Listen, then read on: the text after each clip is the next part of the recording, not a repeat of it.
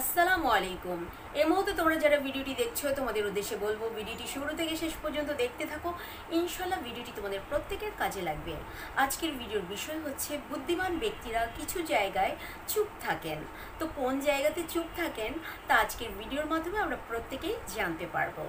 তো আজকের ভিডিওর 1 নম্বর পয়েন্ট হচ্ছে প্রচণ্ড রেগে গেলে। বুদ্ধিমান ব্যক্তিরা সাধারণত যখন খুব রেগে যান তখন তারা একেবারে চুপ হয়ে যান। কারণ হচ্ছে একজন মানুষ যখন খুব রেগে যায় তখন সেই মানুষটা রাগের কারণে কত রকম কথা বলে ফেলে, যার জন্য পরবর্তীতে তাকে লজ্জায় পড়তে হয়। এই জন্য বুদ্ধিমান মানুষরা রাগের সময় প্রচণ্ড চুপ থাকেন। নাম্বার 2, তর্কে জড়াতে পছন্দ করেন না। আমাদের সমাজে আমরা এরকম দেখে থাকি যে কিছু মানুষ আছে যারা কোনো বিষয় সম্পর্কে খুব ভালো ধারণা রাখে না, তারপরেও সেই বিষয়টা নিয়ে নানা রকম তর্কে জড়িয়ে পড়ে। মানে তাকে ফার্স্ট হতেই হবে, তর্ক করে জিততেই হবে। তো এই ক্ষেত্রে হচ্ছে যে বুদ্ধিমান মানুষরা একদম চুপ হয়ে যান, কারণ তারা তর্কে জড়াতে একেবারেই পছন্দ করেন না।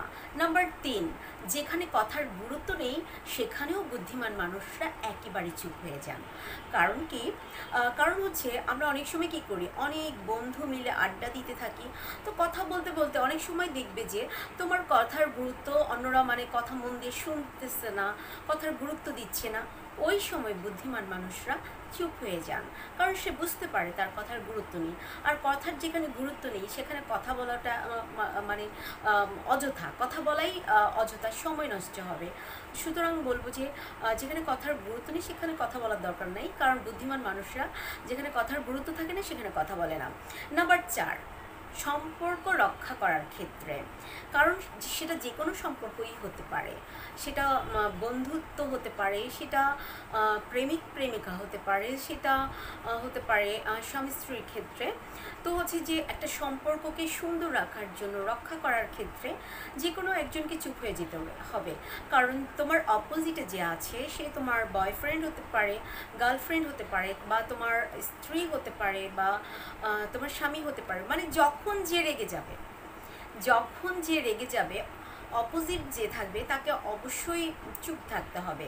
কারণ দুজন মানুষ যদি একই সাথে রেগে যায় তবে সেই সম্পর্কটা সুন্দর থাকে না, নষ্ট হয়ে যাওয়ার সম্ভাবনাটাই বেশি থাকে। তাই যে কোনো একজনকে চুপ হয়ে যেতে হবে। নাম্বার 5, ব্যক্তিগত সমস্যার ক্ষেত্রে হচ্ছে চুপ হয়ে যেতে হবে।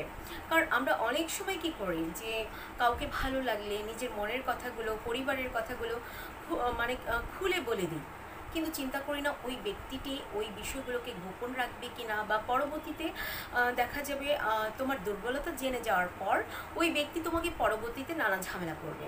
এই জন্য হচ্ছে নিজের ব্যক্তিগত সমস্যাগুলো মানুষের সাথে না বলে সেটা সৃষ্টিকর্তার সাথে বলা যেতে পারে।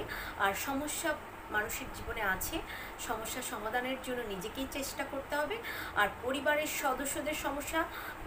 সদস্যদের সবাইকে নিয়ে বসে কথা বলে সেটা সমাধানের চেষ্টা করতে হবে। তাই পরিবারের সমস্যার কথা কারোর সাথে বলা যাবে না। সেই সময় বুদ্ধিমান ব্যক্তিরা চুপ থাকে, নিজের পরিবারের কথা কাউকে আগ বাড়িয়ে বলে না। তো আশা করছি ভিডিওটি তোমাদের প্রত্যেকের ভালো লেগেছে। আমি চেষ্টা করেছি গুরুত্বপূর্ণ পয়েন্টগুলো তুলে ধরার জন্য। তো আজকে এই পর্যন্তই। আল্লাহ হাফিজ, আসসালামু আলাইকুম।